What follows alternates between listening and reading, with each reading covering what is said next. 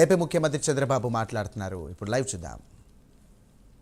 చూశాను, చాలామంది better employment కావాలని, లేకుంటే మెడికల్ ట్రీట్మెంట్ కావాలని. ఈరోజు నేను చెప్పాను మీ అందరికీ, వైద్య సేవ ఆరోగ్యశ్రీ ఇస్తున్నాం.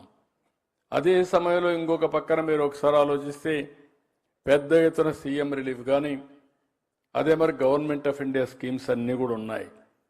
అన్నీ ఉన్నాం. ఇంకా ఈ సమస్య పైన ఎక్కువ శ్రద్ధ పెట్టాల్సిన అవసరం ఉంది. చిన్న చిన్న వ్యాపారాల కోసం, వ్యవసాయం నుంచి ఆదాయాన్ని పొందడానికి పెట్టుబడి కావాలని, ఇలాంటివన్నీ కూడా మేరియస్ట్వి మన వాళ్ళు అడిగే పరిస్థితికి వచ్చారు.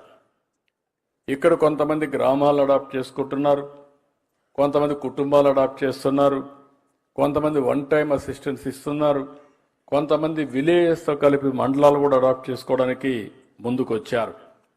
నేను ఈరోజు వాళ్ళందరినీ మనస్ఫూర్తిగా అభినందిస్తున్నాను. ఈరోజు మీరు చూస్తే 30వ తారీఖున ఈ కార్యక్రమం ఉగాది రోజున ప్రారంభించాం. ఏప్రిల్, జూన్న దీనికి ఏ విధంగా గవర్నమెంట్ అనేది ఒక ఫెసిలిటేటర్, దీన్ని మేము ప్రమోట్ చేస్తున్నాం. గవర్నమెంట్ ఎప్పుడు కూడా ఫెసిలిటేట్ చేస్తున్నాయి. దీనిపైన నేను ఫస్ట్ టైం అందరితో ఒక మీటింగ్ పెట్టి వాళ్ళ ఆలోచన తీసుకున్నాను 18 జూలైన. అదే మేరకు 27 జూలై అయితే నేను చాలామంది డైస్పోరా ఎన్ఆర్ఐస్ అందరితో మాట్లాడాం. 7న ఆగస్టు మీరు చూస్తే సింగపూర్లో కూడా ఈ విషయాన్ని చెప్పాను.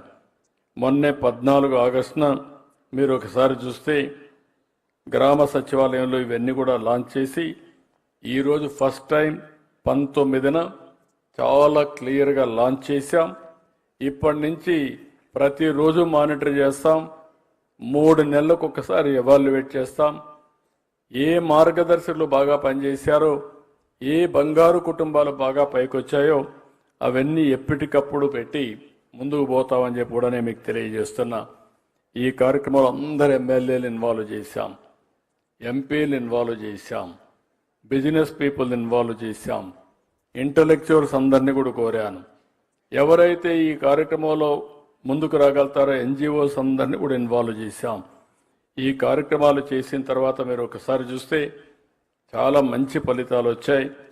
ఫలితాల్లో కూడా మీరు చూసినప్పుడు చాలా ఇప్పటి వరకు ఒక మంచి బంగారు కుటుంబాలు 98,000తో స్టార్ట్ అయింది.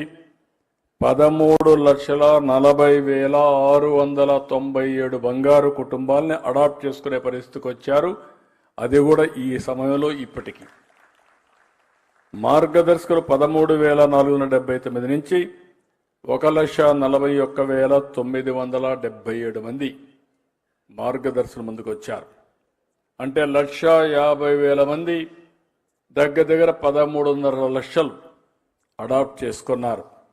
నా ఆలోచన 15 లక్షలు పెట్టుకున్నాం. దీంట్లో కూడా కొంతమంది బంగారు కుటుంబాలు ఏవైతే 21 లక్షల్లో ఐడెంటిఫై చేసుకోమన్నాం. అదే సమయంలో మార్గదర్శకులు కూడా కొంతమంది ఇంకా కొన్ని పేర్లు కూడా వాళ్ళు కూడా అడాప్ట్ చేసుకునే స్వేచ్ఛనిచ్చాం.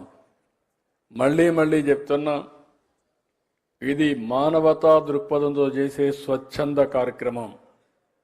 మనసుండే వాళ్ళందరికీ ఒక వేదికగా దీన్ని పెట్టడం కోసం ముందుకు వచ్చాం. బలవంతం లేదు. ఒకవేళ నేను బలవంతం చేస్తే ఒకసారి వచ్చి మళ్ళీ మీరు పారిపోతారు. కానీ ఒకసారి మీరు ఇన్వాల్వ్ అయిన తర్వాత మీరు చేయగలిగితే మాత్రం మీకు ఎక్కడా లేనటువంటి ఒక తృప్తిని ఇస్తుంది. ఈరోజు మనం చాలా కార్యక్రమాలు చేస్తూ ఉంటాం. ఏ కార్యక్రమంలో రానంత తృప్తి ఈ యొక్క సేవా కార్యక్రమంలో వస్తుందని చెప్పి కూడా నేను మీకు తెలియజేస్తున్నా. నేను కూడా చాలా బిజీగా ఉన్నా, పార్టీ అధ్యక్షుడిగా సీఎంగా ఉంటున్నాను.